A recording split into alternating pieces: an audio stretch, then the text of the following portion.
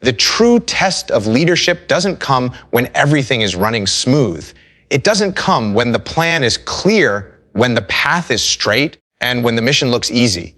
No, the real test comes when chaos hits, when uncertainty clouds your vision, when the ground beneath you shakes, and nothing goes according to plan. That's when leadership matters most. In challenging times, people don't just need a manager, they need a leader. Someone who steps up, takes ownership, and drives forward despite fear, despite doubt, despite the unknown. Leadership is not about comfort. It's about courage. It's about discipline. It's about making decisions when no decision seems right. If you want to lead in uncertain times, you must be calm under pressure, decisive in the storm, and unrelenting in the mission. This is where leaders are forged. This is where warriors are made. And this is where while you rise, when everything is falling apart around you, when the noise is loud, when emotions are running high and panic is spreading like wildfire, that is when your composure as a leader is tested. Chaos has a way of exposing who you truly are. In the heat of the storm, when others break down, when the pressure seems unbearable, your ability to remain calm is what separates you from the rest. Calm is not weakness. Calm is strength under control. It is the ability to keep your mind sharp and focused when others are losing theirs. Staying calm in chaos starts with discipline. Discipline over your emotions, discipline over your reactions, and discipline over your decisions. Because chaos is designed to distract. It pulls your attention in 1,000 directions, and if you let it, you will drown in confusion. But when you discipline your mind, you can push aside the noise, block out the panic, and zero in on what needs to be done. Calm gives you clarity, and clarity is power. In battle, the loudest voice is often fear.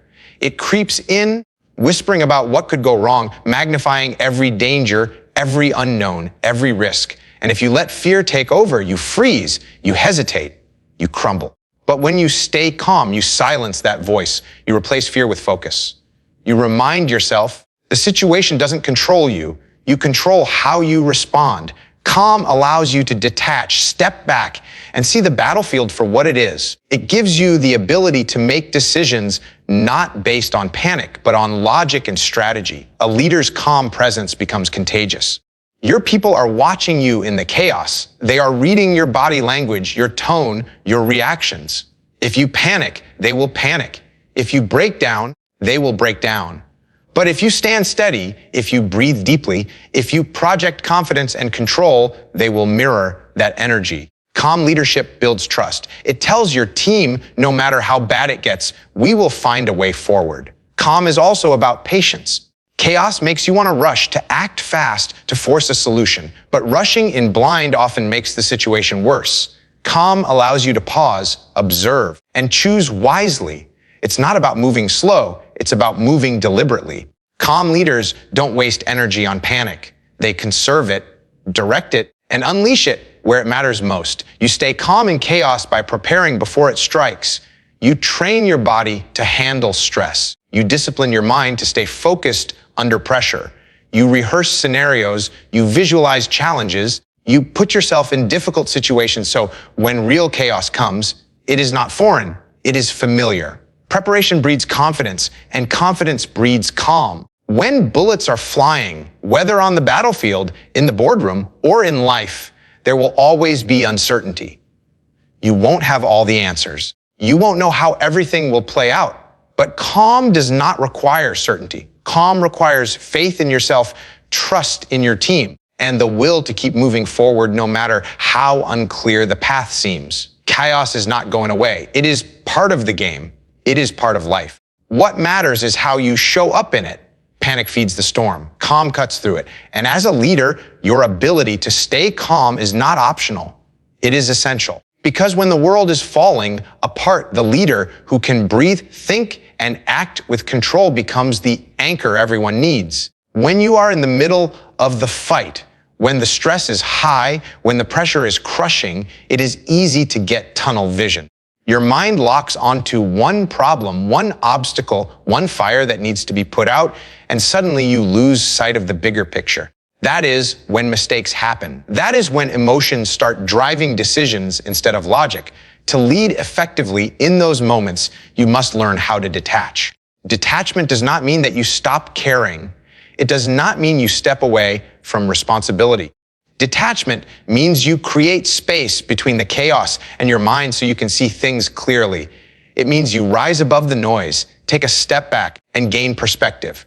When you detach, you take control of your emotions. You stop reacting impulsively, and you start responding deliberately.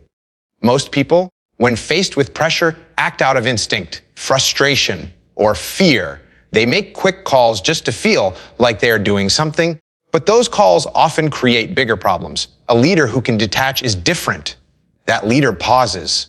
That leader breathes. That leader looks around and analyzes the situation from multiple angles before making a move.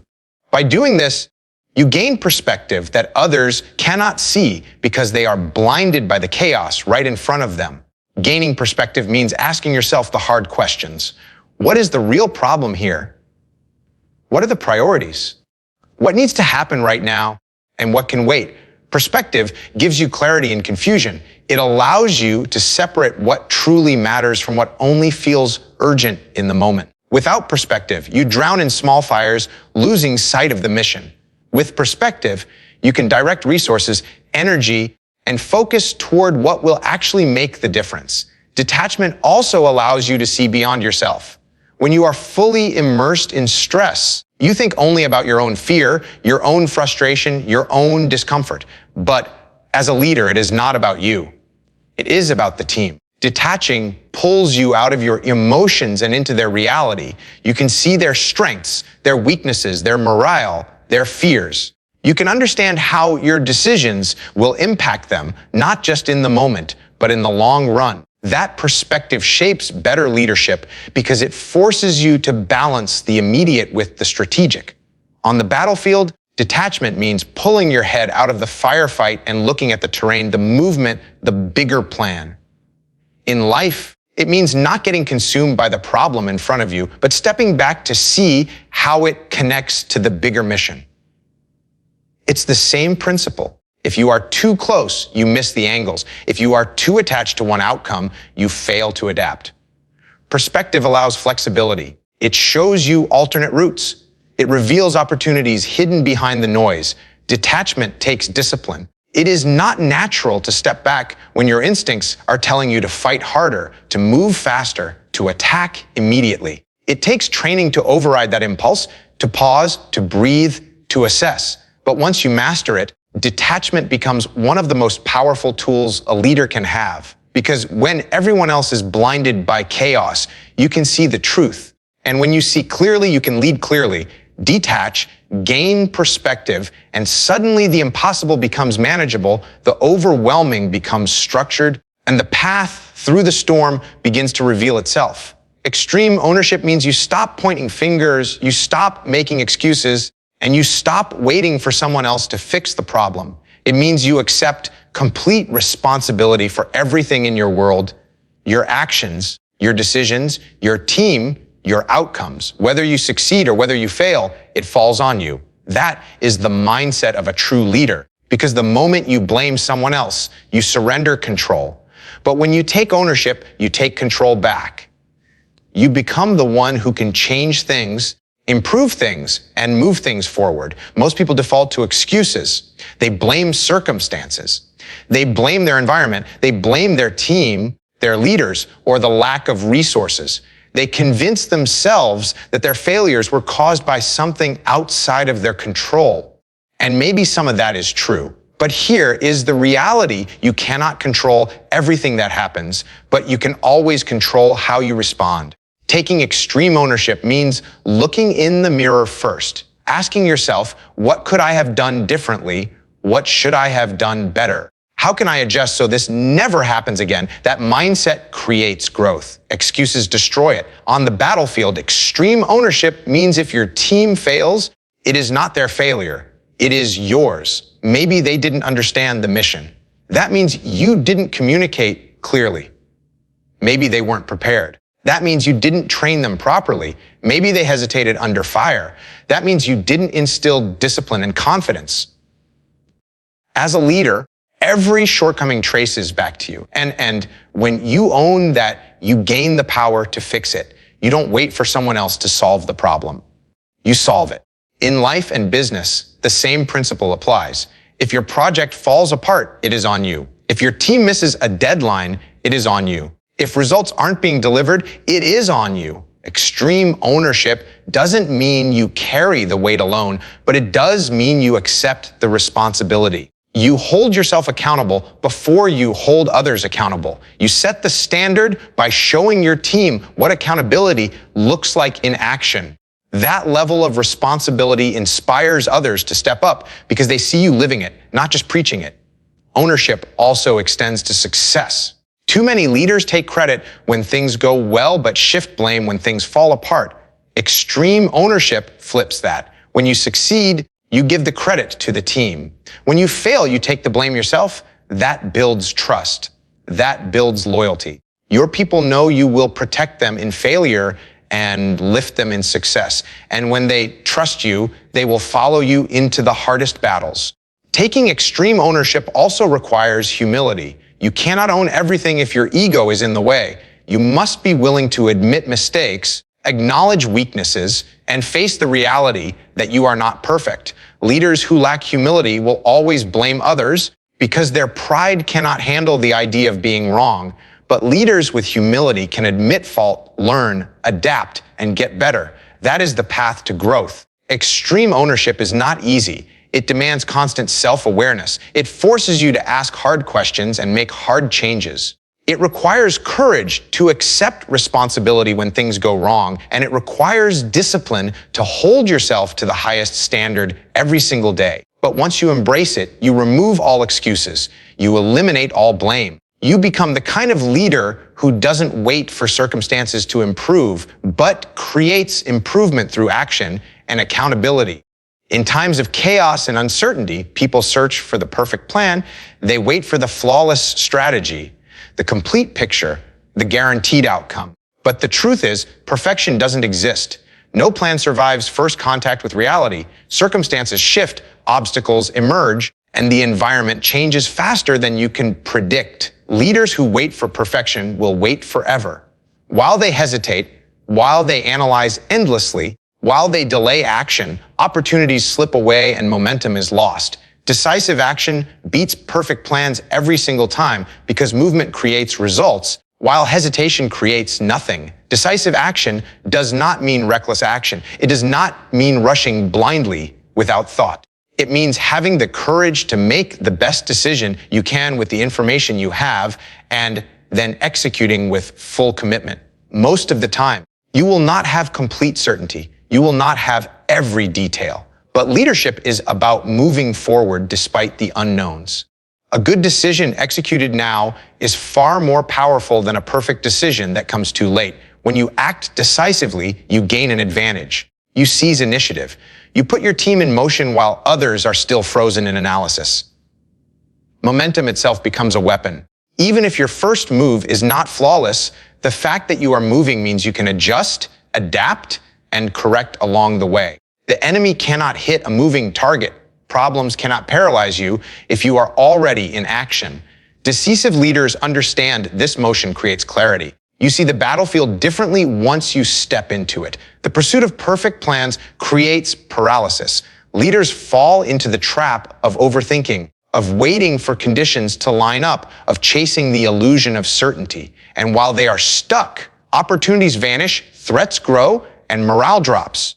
Teams look to their leaders for direction.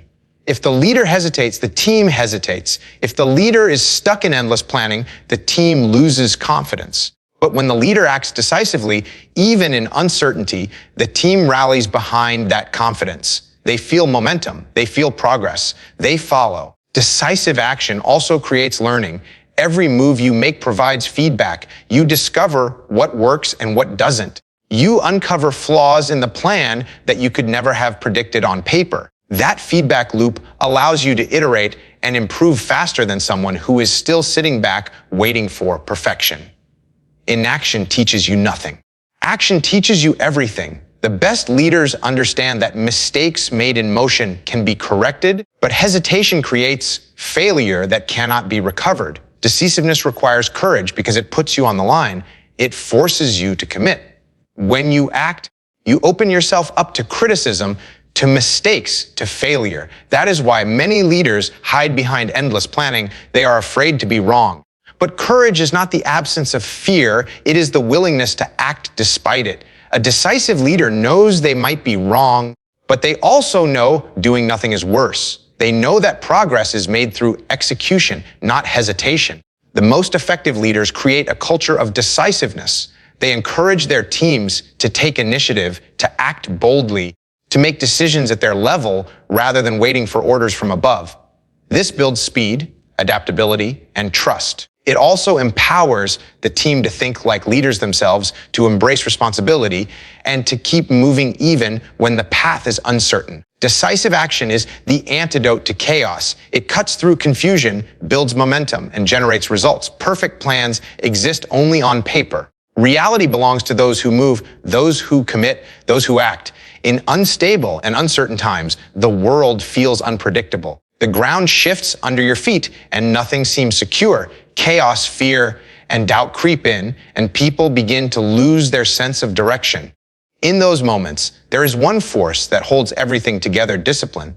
Discipline creates stability. It is the anchor that keeps you steady when the storm is raging. It is the structure that allows you to move forward with confidence. Even when the future is unclear, discipline is not about rigidity or inflexibility. It is about consistency. It is about building habits and routines that you can rely on when everything else feels uncertain. When your emotions are unstable, discipline provides order. When circumstances are unpredictable, discipline provides reliability. It becomes the foundation upon which you build resilience. Without it, you are tossed around by the storm, reacting to everything that happens. With it, you remain steady, focused, and ready to act. Discipline starts at the individual level. A disciplined leader shows up on time, stays prepared, maintains self-control, and executes the small tasks with precision. This consistency radiates outward. It sets the standard for the team, creating stability for everyone who looks up to that leader. When the team sees discipline in action, they feel secure. They know that no matter what challenges arise, their leader will not waver, will not fall apart, will not lose control. Stability in leadership comes from discipline in behavior. Discipline also drives clarity. When routines and systems are in place, there is less room for confusion. Tasks get done, priorities stay aligned, and chaos doesn't overwhelm the mission. In uncertain times, uncertainty itself can paralyze people. They hesitate, they question, they overthink. But discipline gives direction. You don't wait for perfect clarity to act. You follow the process. You trust the system. You lean on the habits you've built. That structure creates momentum when hesitation might otherwise take over. When stress rises, discipline becomes even more important. Fear makes people cut corners. Pressure makes them skip steps. Panic makes them abandon standards. But it is in those moments that standards matter most. Discipline under pressure creates confidence. It shows that no matter how intense things get, you will not abandon your principles or compromise your values. That steadiness is what gives your team the strength to keep pushing forward without falling apart. Discipline creates stability not just for the individual, but for the group. A disciplined team operates with unity. Everyone knows their role, everyone holds themselves accountable, and everyone trusts each other to execute. That trust builds stability because it removes doubt. You don't waste time worrying about whether someone will show up or whether they will follow through. You know they will because discipline is the standard. In that way, discipline doesn't just create stability, it multiplies it across the entire organization. The connection between discipline and freedom is clear. When discipline is in place, you have stability. And when you have stability, you have freedom to maneuver, freedom to adapt, freedom to innovate. Without discipline, you are constantly in reaction mode, barely holding things together. With discipline, you create the solid ground from which bold moves can be made. Discipline removes the chaos of unpredictability and replaces it with the certainty of execution. Discipline is not glamorous. It is not loud. It is built quietly through daily effort, through small choices repeated over and over again. But when the world around you becomes unstable, that quiet force becomes the loudest presence in the room. It holds you steady, it holds your team steady, and it creates the stability needed to endure any challenge. Leadership is not about sitting back and giving orders. It is not about standing in the safe zone while others face the danger. True leadership means you step forward, you take point, and you show by example what needs to be done. Leading from the front means you do not just tell people the standard, you live it. You do not just demand discipline, you embody it. You do not just talk about sacrifice, you make it. When times are challenging, people do not follow words, they follow actions. And the strongest action a leader can take is to be the first one in, the first one to step up, the first one to carry the weight. When a leader leads from the front, the team sees courage in action. They see that their leader is not asking them to do something he or she would not do. That builds trust. Trust is the foundation of all leadership, and nothing builds it faster than leading from the front. It shows the team that their leader is willing to endure the same hardships, the same risks, and the same sacrifices they are asked to make. When people see that, they are more willing to give everything they have because they know their leader is giving everything too. Leading from the front also establishes the standard. Words alone can be ignored, but behavior cannot. If a leader cuts corners, the team will cut corners. If a leader panics, the team will panic. If a leader gives up, the team will give up. But if a leader works harder than anyone else, stays calm under pressure, and refuses to quit, that energy spreads. People take their cues from what they see, not just what they hear. By being out front, visible, and engaged, the leader eliminates any gap between expectation and reality. There is also a tactical advantage to leading from the front. When you are at the edge of the fight, when you are close to the action, you see things others cannot. You get firsthand knowledge of the challenges your team faces. You understand their struggles because you are in them. That perspective allows you to make better decisions. It prevents you from becoming disconnected or out of touch with reality. Leadership from the front keeps you grounded in truth. In uncertain and unstable times, fear spreads quickly. People doubt the mission. They doubt themselves. They look for someone to show them the way. That is when leading from the front matters most. The leader who steps into the unknown first removes hesitation for everyone else. It tells the team, if I can go, you can go. If I can face this, so can you. That courage cascades down, giving the entire group the strength to push forward. Leading from the front does not mean doing everything yourself. It does not mean carrying all the weight alone. It means showing that you are willing to shoulder the burden with your people. It means being accessible, being present, and never being above the work. It means putting the mission and the team ahead of your comfort. Leadership is not about privilege, it is about responsibility. And responsibility is proven when you take the lead. Leading from the front also creates accountability. It forces you to hold yourself to the highest possible standard because everyone is watching you. You cannot hide behind excuses. You cannot demand what you do not demonstrate. That accountability sharpens you. It keeps you disciplined. It ensures that your leadership is earned every single day, not assumed by title or position. When you lead from the front, you eliminate doubt, you inspire confidence, and you set the example that drives the entire team forward. It is not just a leadership style, it is a principle, a commitment, a way of life that separates real leaders from those who simply hold the title.